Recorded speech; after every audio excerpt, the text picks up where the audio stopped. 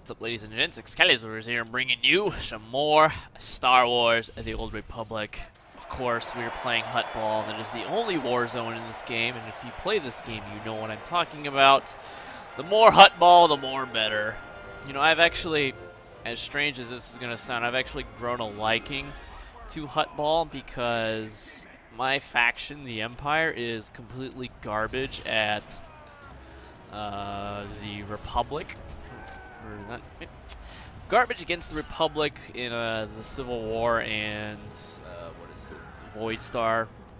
We rarely win those, which is pretty pathetic. I don't know. It's just, I don't know if it's because the Republic is better than the Empire as far as like PvP skill is concerned, or maybe it's because they always run in pre-maze or something. They do definitely always have healers. And healers in this game are definitely a game changer. These healers in any PvP MMO are definitely game changers, especially when they're good. It's part of the reason why I changed to heal spec. I'm kind of being bored of doing the deeps. Can only mash the buttons so much. My fingers get tired every time I play. My bounty hunter is DPS. I played this pyrotech spec because that mobile DPS is just too good, I've never been out DPS by an Arsenal Merc. Actually never been out DPS by another bounty hunter, period, but it's besides the point. I guess they all fill their own niches. I guess if you can stand there and turret someone down with Arsenal, it's fine and dandy, but just a boring playstyle. I don't like it. And I don't know if I mentioned this before, like I've alerted to it a few times. Because I am under the impression that DPS, mercenaries, and commandos are completely useless because anything they can do, someone else can do just as well, on top of bringing an even better set of tools to the fray.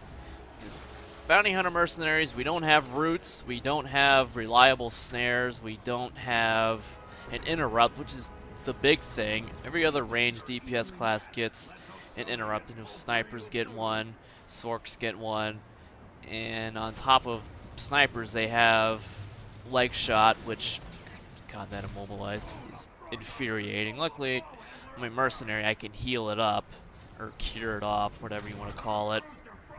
We can do that at least. And then they have cover pulse, which is a million times better than our little jet boost knockback thing. And they have comparable damage, being a turret class themselves. I mean, there's this one sniper on Empire's side, which is fucking scary. I would never try and take him on head-to-head. I would always have to play the LOS game with him, and then I'd beat him no problem. But eventually it actually got to the point where we would just completely avoid each other. It's like, when I would try to come up on him, he would flashbang me and run away. And whenever he comes up on me, I start doing my LOS thing, and he just says, fuck this, I'm out of here. It's actually pretty funny.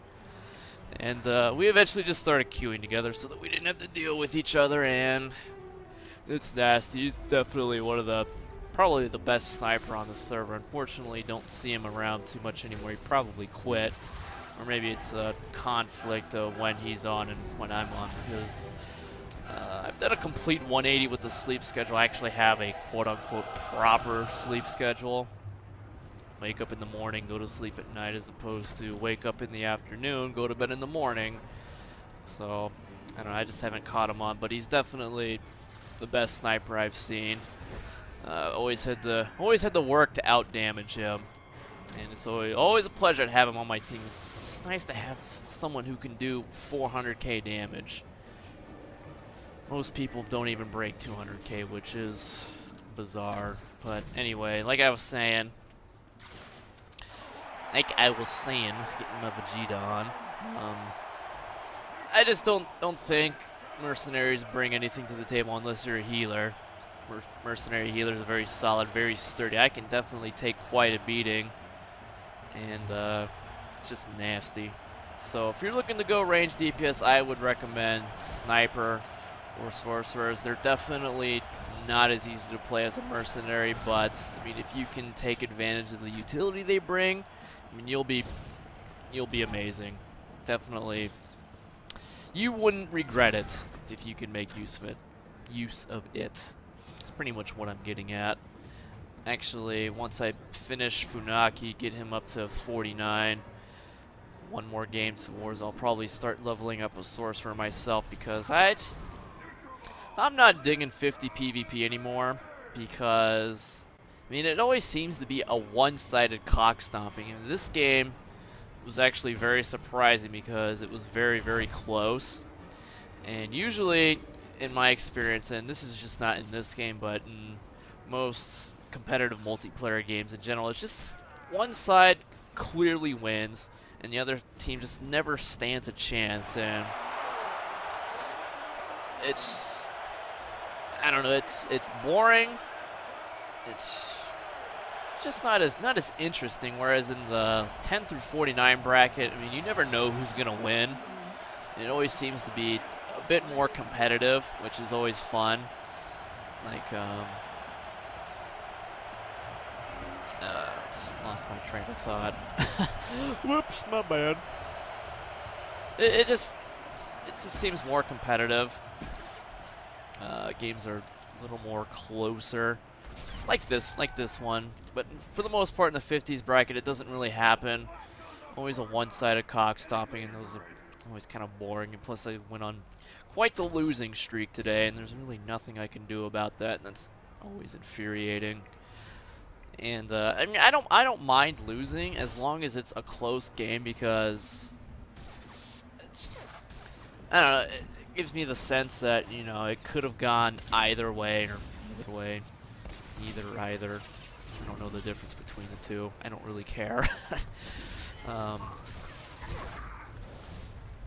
it! I lost my train of thought again. I stink at commentary today. Sorry. Okay. And maybe I need to backtrack a little bit.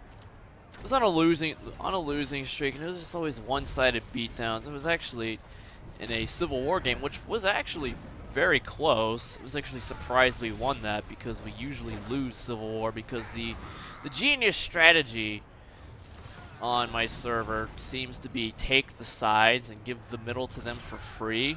And 9 times, I should say like 99 times out of 100, it usually doesn't work because they get a free point and then they can reinforce whichever point that they don't get that much faster. And once they get the 2 points, it's usually done. There's nothing we can do. We rarely come back from it, which, I don't know, lack of coordination because they're pre-made. I mean, you can only expect so much from a complete pug.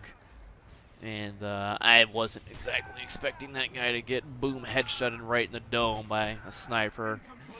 All that hard work running the ball over for nothing, and I throw it away. And there's probably a couple guys above me too.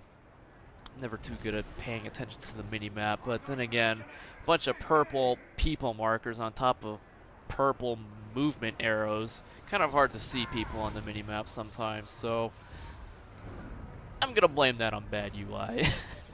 Pretty much. But yeah, for the most part, I find myself enjoying PvP a lot more in the 10 through 49 bracket. I lose, I don't really mind too much. And plus, it's nice because you don't have to worry about the gear advantage because I, for the most part, twinked my guy out. Twinks.com, hey. Don't go there, by the way. Many an angry message on Waldo Dudes. There's an Lvl50 video where he said I had an account there. And that's just gonna make people want to go there more. But like in level 50, like for the most part, I don't really PvP for the fun of it anymore because I'm just there to get my dailies done and move on, which is unfortunate, but it's the way it is. Level 50 PvP just really isn't competitive. You know, I could queue with 3 other like-minded people, but then it would just become a one-sided cock stomping. It's why I don't like to play in parties for Call of Duty or any game for that matter, just because it just makes it too easy. I mean, the best games by far are when both teams are equally skilled and they can duke it out, and whoever gets the better teamwork gets the job done. And, you know, those games are always the most fulfilling. But for the most part, just doesn't happen. And then there's my competitive side, where if I do start queuing with groups of people, and then we start coming up against pre-mades, I'm always afraid, like, will they be able to cut it when forced with adversity, so to say. And I'm too much of a elitist prick. Like, I don't like losing at all. It infuriates me.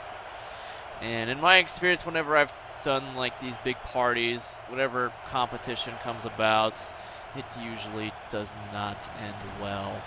So I just try to avoid it altogether.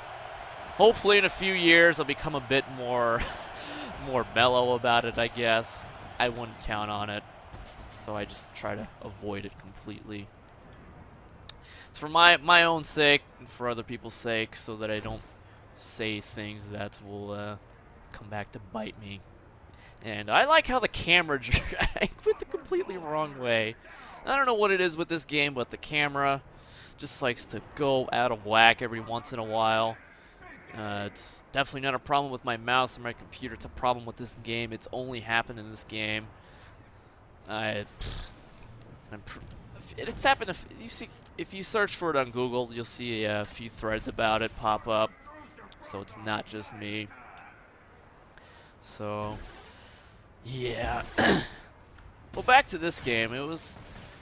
I think it eventually, like, there wasn't enough damage on either side to kill whoever had the ball. There was just too much tankiness, too much sturdiness.